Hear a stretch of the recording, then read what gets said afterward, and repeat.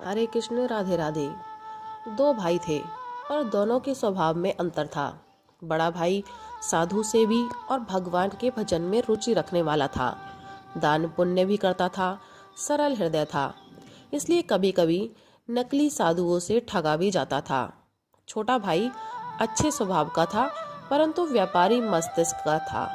उसे साधु सेवा, भजन और दान के नाम पर ठगाया जाना अच्छा नहीं लगता था और वह यही समझता था कि ये सब ठगी के सिवा और कुछ नहीं है। अतः वह बड़े भाई के कार्यों से सहमत नहीं था। उग्र विरोध तो नहीं करता था, पर समय समय पर अपनी असहमति प्रकट करता और असहयोग तो करता ही था। बड़े भाई को इस बात का बड़ा दुख था कि उसका छोटा भाई मानव जीवन के वास्तविक लक्ष्य भगवान की प्राप्ति के साधन में रुचि न रखकर दुनियादारी में ही पूरा लगा हुआ है। बड़े भाई की अच्छी नीयत थी और वह अपने छोटे भाई को भगवान की ओर लगा देखना चाहता था। वह समय समय पर नम्रता और युक्तियों से समझाता था, दूसरे अच्छे लोगों से भी कहलवाता, उपदेश दिलवाता था, पर छोटे भाई पर कोई प्रभाव नहीं पड़ता था। एक बार अपनी शिष्य मंडली सहित एक विरक्त महात्मा उनके शहर में आए।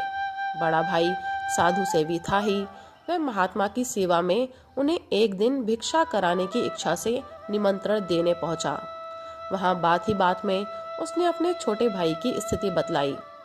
महात्मा ने पता नहीं क्या विचार कर उससे कहा कि तुम एक काम करना, जिस दिन तुम्हारा छोटा भाई घर में रहे उस दिन हमें भोजन के लिए बुलाना और हम लोगों को ले जाने और लौटाने के समय एक बाजा साथ रखना।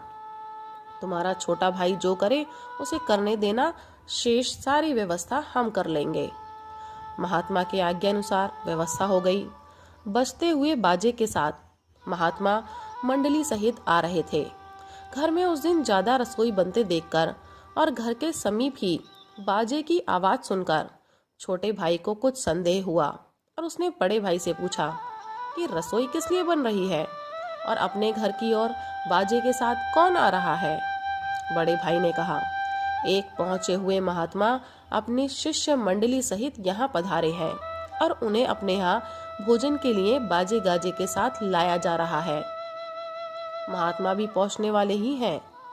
छोटे भाई को ये सब बातें बहुत बुरी लगी। उसने कहा, आप ये सब चीजें करते हैं, मुझे तो अच्छी नहीं लगती। आप बड़े हैं, आप जो चाहें सो करें, किंतु मैं ये सब नहीं देख सकता, इसलिए मैं कमरे के अंदर किवाड़ बंद कर बैठ जाता हूँ। आपके महात्मा खा पी कर चले जाएंगे तब मैं बाहर निकलूंगा। इससे किसी भी प्रकार का कलह होने से बच जाएगा। यह कहकर उसने कमरे में जाकर अंदर से किवाड़ बंद कर लिए। महात्मा जी आए और सारी बातों को जानकर उन्होंने उस कमरे के बाहर की साकल लगा दी। भोजन संपन्न हुआ। तदनंतर महात्मा जी ने अपनी सारी मंडली बाजे के साथ लौटा दी और स्वयं उस कमरे के दरवाजे के पास खड़े हो गए। जब लौटते हुए बाजे की अंदर से आवाज सुनी तब छोटे भाई ने समझा कि अब सब लोग चले गए हैं। उसने अंदर की साकल हटाकर किवाड़ खोलने चाहे, पर वे तो बाहर से बंद थे। उसने जोर लगाया, फिर बार बार पुकार कर कहा, बाहर किसने बंद कर दिया है, जल्दी खोलो। महात्मा ने किवाड़ खोले और उसके बाहर निकलते ही बड़े जोर से उसकी हाथ की कलाई को पकड़ लिया। महात्मा में ब्रह्मचर्य का बल था, वह चेष्टा करके भी हाथ छुड़ा ना सका। महात्मा ने हंसते हुए कहा, भैया, हाथ छुड़वाना है तो मुंह से राम कहो। उसने आवेश में कहा, मैं यह नाम नहीं लूंगा। महात्मा बोले, तो फिर हाथ नहीं छूटेगा। क्रोध और बल का पूरा प्रयोग करने पर भी जब वह हाथ नहीं छुड़ा सका तब उसने कहा, अच्छा राम, छोड़ो हाथ जल्दी और भागो यहाँ से। महात्मा मुस्कुराते हुए यह कहकर बाहर निकल गए कि तुमने राम कहा सो तो बड़ा अच्छा किया, पर मेरी बात याद रखना, इस राम नाम को किसी भी कीमत पर कभी नहीं बेचना। यह घटना तो हो गई, पर कोई विशेष अंतर नहीं आया। समय पर बड़े भाई की मृत्यु हो गई और उसके कुछ दिन बाद छोटे भाई की भी मृत्यु हो गई। विषय वासना और विषय कामना वाले लोग विवेक भ्रष्ट हो जाते हैं और जाने अनजाने छोटे बड़े पाप करते रहते हैं। पाप का फल तो भोगना ही पड़ता है। मरने के बाद छोटे भाई की आत्मा को यमलोक में ले जाया गया और वहां कर्म का हिसाब किताब देखकर बताया गया कि विषय वासनावश इस जीव ने मनुष्य योनि में केवल साधु अवज्ञा और वजन का विरोध ही नहीं किया और भी बड़े बड़े पाप किए हैं, पर इसके द्वारा एक बड़ा भारी महान कार्य हुआ है। इसकी जीभ से एक महात्मा के सम्मुख एक बार जबरदस्ती राम नाम का उच्चारण हुआ है।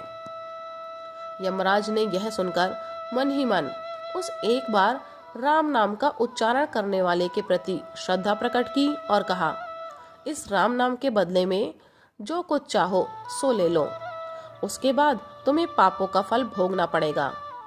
उसको महात्मा की बात याद आ गई। उसने यमराज से कहा, मैं राम नाम को बेचना नहीं चाहता, पर इसका जो कुछ भी मूल्य होता है वह आप मुझको दे दें। राम नाम का मूल्य आंकने में यमराज असमर्थ थे। अतएव उन्होंने कहा, देवराज इंद्र के पास चलकर उनसे पूछते हैं कि राम नाम का मूल्य क्या होता है। उस जीव ने कहा, मैं यूं नहीं जाता, मेरे लिए एक पालकी मंगाई जाए और उसमें कहारों के साथ आप भी लगे। उसने यह सोचा कि राम नाम का मूल्य जब ये नहीं बता सकते तब अवश्य ही यह बहुत बड़ी चीज है और इसकी परीक्षा इसी से हो जाएगी कि ये पालकी ढोने वाले कहार बनते हैं या नहीं। उसकी बात सुनकर यमराज सकुचाते हुए बोले, सारे पापों का तुरंत नाश कर देने वाले और मन बुद्धि से अतीत फलदाता भगवान नाम के लेने वालों की पालकी उठाना अपने लिए सौभाग्य की बात है। और वे पालकी उठाने में लग गए। पालकी स्वर्ग पहुंची। देवराज इंद्र ने स्वागत किया और यमराज से सारी बात जानकर कहा, मैं भी राम नाम का मूल्य नहीं जानता, हमें ब्रह्मा जी के पास चलना चाहिए। उस जीव ने निवेदन किया, यमराज के साथ आप भी पालकी में लगें तो मैं चलूं। इंद्र ने उसकी बात मान ली और यमराज के साथ पालकी में वे भी जुट गए। ब्रह्मलोक पहुंचे। ब्रह्मा ने भी राम नाम का मूल्य आंकने में अपने को असमर्थ पाया और उसी जीव के कहने से वे भी पालकी में जुट गए। उनकी राय भगवान शंकर के पास जाने की थी, इसलिए वे पालकी लेकर कैलाश पहुंचे। भगवान शंकर ने ब्रह्मा, इंद्र और यमराज को पालकी उठाए आते देखकर बड़ा आश्चर्य प्रकट किया। पूछने पर उन्हें सारी बातें बताई गईं। शंकर जी बोले, भाई, मैं तो रात दिन राम नाम जपता हूँ, उसका मूल्य आंकने की मेरे मन में कभी कल्पना ही नहीं आती। चलो बैकुंठ। बैकुंठ में भगवान नारायण ही कुछ बता सकेंगे।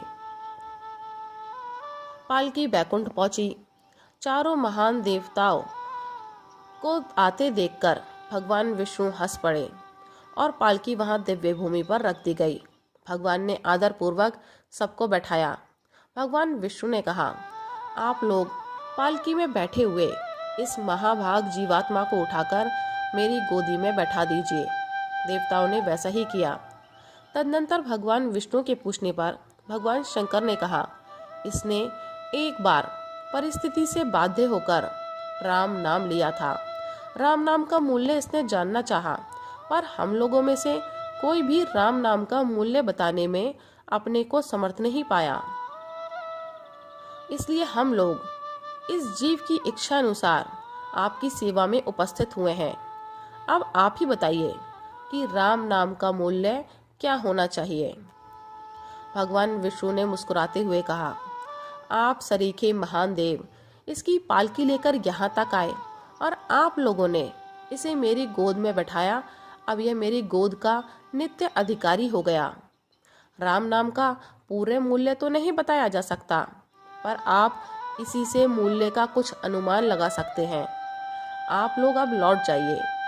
भगवान विष्णु के द्वारा लिए हुए एक बार राम नाम का इस प्रकार महान मूल्य भास पाकर शंकर आदि देवता लौट गए। प्रभु प्रेमियों, प्रभु भक्तों, तो आपने सुनी एक बार राम नाम लेने की महिमा। तो सोचिए नाम जप की कितनी महिमा है। आप भी अपने प्रभु पर किसी का भी नाम ले, किसी पर भी श्रद्धा रखें, अपनी श्रद्धा, प्रेम और विश्वास बनाए रखें और नाम जप करते रहें। राधे राधे।